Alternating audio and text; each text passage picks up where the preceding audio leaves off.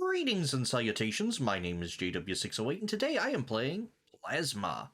And I did a thing, we were talking about the player doc thing. So afterwards I made a thing. I made a personal GPS tracker and a simple car, but we'll get to that later. So you look at it and you press the button and you press B to get to here, and that turns on and off the light. And I finally figured out, instead of rolling and pitching the holo projector, I just right aligned all the text and took off auto size. So it is now tracking a tag. It tells me the tag position and the tag distance. So, and it refreshes every second. So I'm getting further from the tag. Closer, closer, closer, closer. Up, further, further. Way further. It looks like it's like 4 meters above me. I wonder what it could. It's the tag on the drone. And I'm a meter away from it. Well, now I'm less than a meter away from it because it's right there. And I can. Oh. Ah, I can't. Okay. While the device is up, I cannot press E to look at, or R. Oh, I can press R. I can't Q or E. But if I take that out, I can Q and E. Huh. Alright, so let's reset our hatch. And let's come out here where I don't accidentally grab the building. And let's press F to drop that, and R to put it in this mode. So, what have we here? I have a GPS, or holo projector, which I glued a spotlight to, a GPS tracker, and the controller is on the bottom. So, what I've done, this is the player connector. And when it connects, it turns on the holo projector. If it's disconnected, it turns off the holo projector. And Action 1 release turns the spotlight on and off. In fact, can we? Oh no, 20's its max range. Then I have this guy right here, which is a ticker, and we're going to update that every half second. Every half second, it's going to get tag data at the start. Well, I guess it doesn't have to at the start. Just on every tick, it gets target data, and it throws the position. Or every time it gets a position, it's going to format this text. And it's going to throw this for the tag position into V1 and tag distance into V2. Then I could use this format string with # V and then the appropriate number, # to get the variables. So tag position, pos position, I guess that's not really a, yeah. Tag position V1, tag distance V2. And now I could also, Jack suggested you get the player position as well. Let's grab player distance or direction. I want to check to see if that works. So, oh, hold on. You have to use shift enter to get a new line. I wonder how many new lines you can have. Don't know.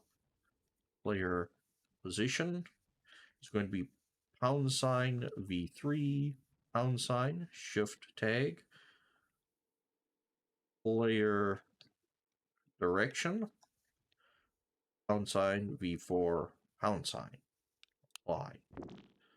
So now when I put this on, it tells me my direction and my position as well.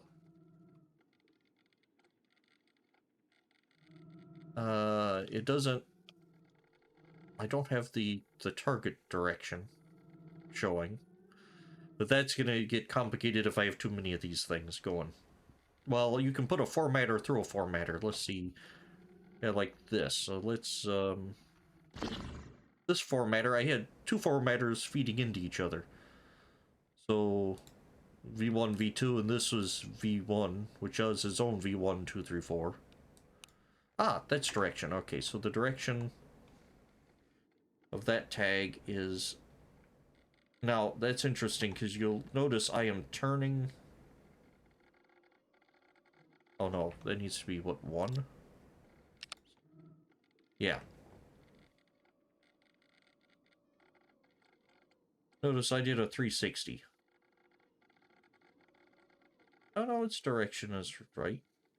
Although its direction is not going to help me much. No, its direction is not right. Because look at it turn on the channel 4 screen on the frequency reader.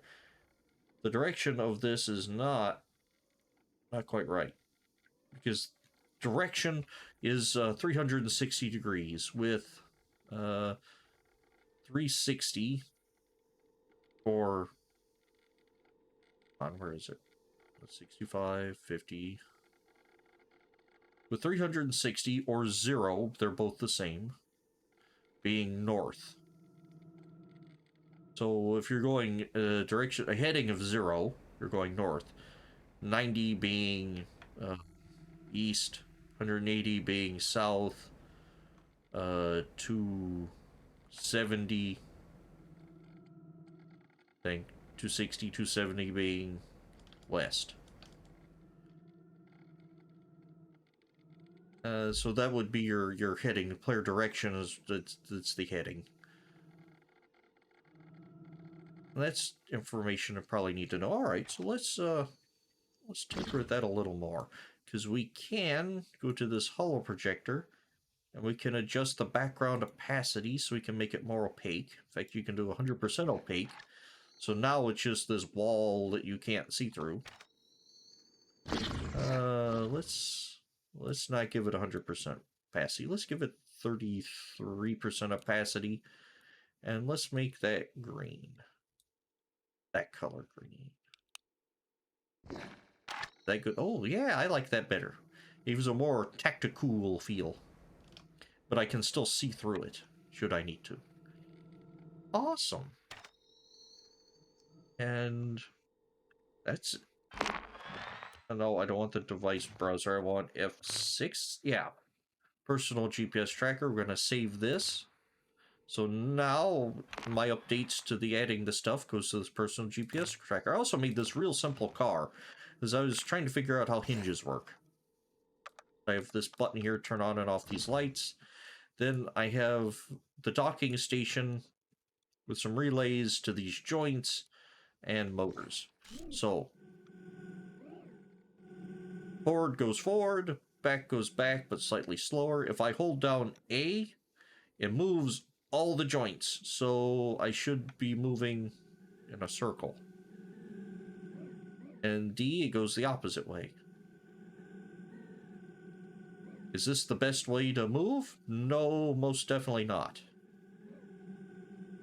Is it the way I chose to do this one? Yes, yes it is. Are we going to use this setup for the rover? No, no we're not. Because I still need to build the rover. In fact, that's what we're probably going to do now. Alright. And we need to experiment to see what I like best for rovering. In fact, we are going to turn that off. Why? Because I want to use that gamepad. And I don't want the drone to be flying everywhere all crazy. So let's grab a F5 drone controller. 3, because it is already set up for... It is already set up for what I need it to be. Let's do this 40. 41. And 42. Content 40, 41, and 42. All right.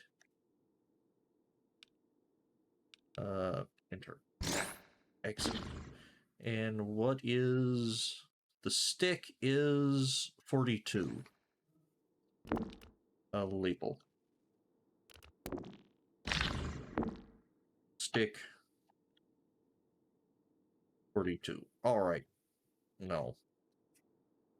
Stick 42. All right. Now, did I not do those right? Why am I getting a... Why are you on? Oh, because it did its... Because I spawned the thing, probably. So let's... On and off. There we go, and that fell to the ground. Upside down, mind you. Let's cycle that. Alright, so now I have a secondary controller. Let's just make a cube. Now, I'm thinking... just, like, tank controls. I want control W, a little wider, a little shorter, a little... Alright, so let's go 4.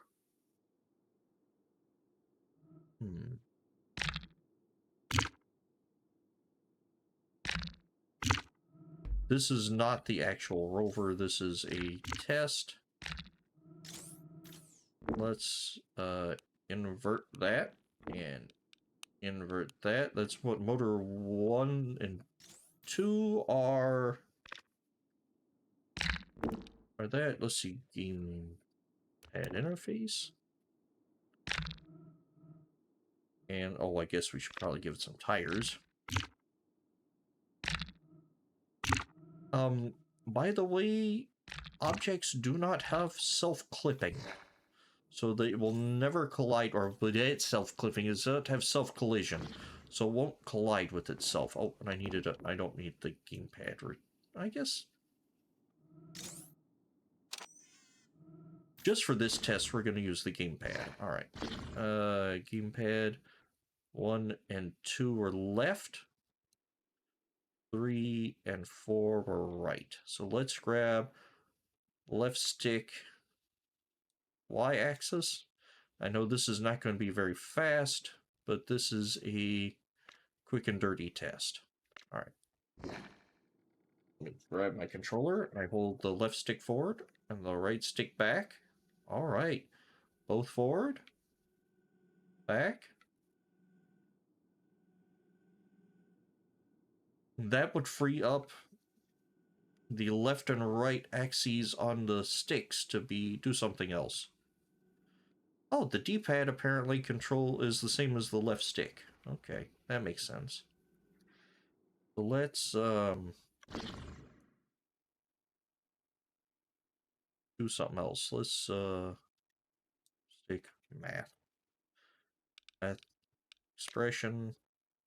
Send that result to the target speed, and we're gonna multiply it by 10. Stick math expression. Not an image exporter.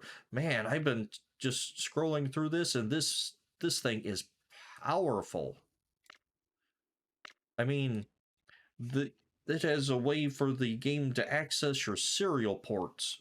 So that means you could directly wire up a Arduino. Whoa! Alright, 1,000 is way too much. Let's come down here, and let's just play 5. So 500 is going to be the max speed. We could take the torque down, but...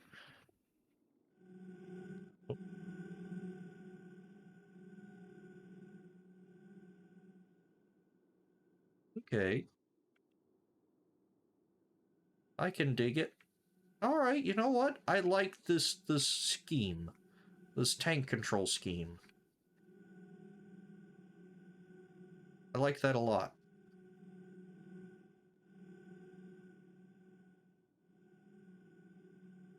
And I want a camera on it as well. Because you can't have too many cameras. And I'd also like for the rover to have a grabber arm.